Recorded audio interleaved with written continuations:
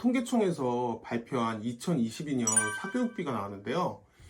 26조가 나오면서 여태까지 사교육비 중에서 가장 높게 나왔어요. 2021년도에 비해서 한 10% 정도? 그 정도 증가했다고 하더라고요. 2007년 통계 작성 이후 최대라고 하는데 저는 도대체 통계를 왜 2007년부터 했는지 그게 더 의문이긴 하거든요. 왜요? 일단 이 부분은 넘어가도록 할게요. 보시는 분들은 조금 의아할 수도 있기는 해요. 학생 수는 줄어가는데 사교육비는 증가하고 있잖아요. 어떤 분들은요, 이게 소위 말하는 스타 강사들의 영향이 아니냐, 이렇게 이야기하시는 분들도 있거든요. 근데 그거는 학원 시장을 잘 모르셔서 하시는 말씀인 것 같아요.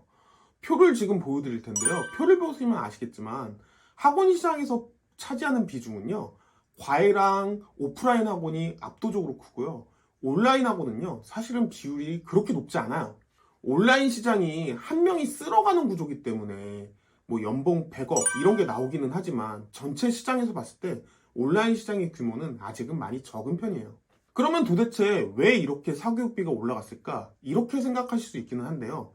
제가 생각할 때는요, 고급화예요. 웬 고급화? 라고 생각을 하실 수 있기는 하지만요, 영상을 하나 보면서 말씀을 드리도록 할게요.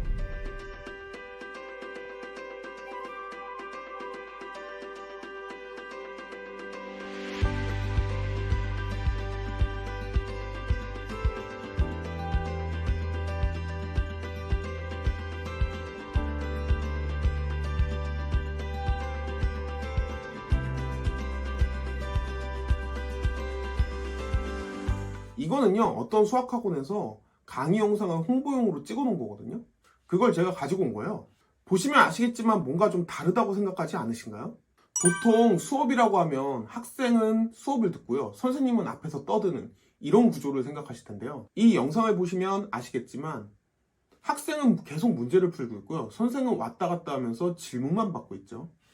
자습실이 아니냐라고 생각하실 수 있기는 한데요. 자습실에서는 저렇게 질문을 받아주지는 않아요. 실제 수업하고 있는 영상이에요.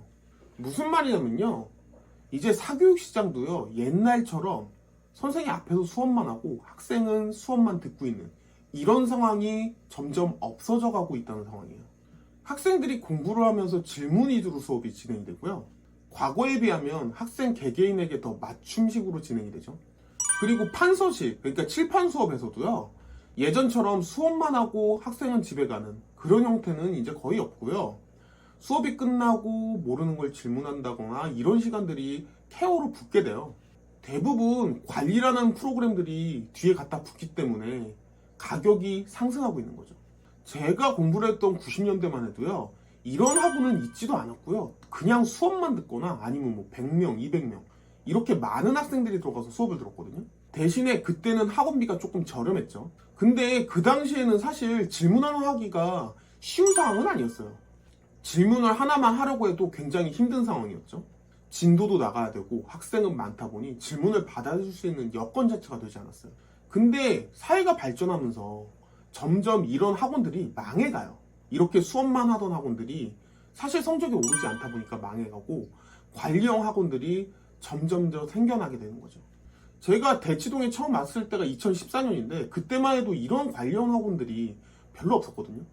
지금은 대치동에 이런 관리형 학원들 판이에요.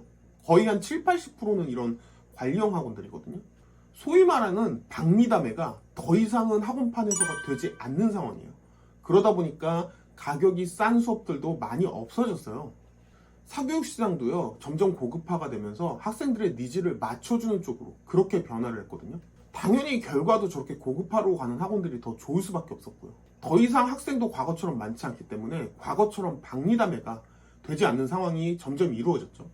결국 이렇게 고급화된 학원들만 살아남기 때문에요, 점점 학원비가 올라갔고요, 개인이 부담해야 되는 학원비도 점점 늘었다고 생각을 해요.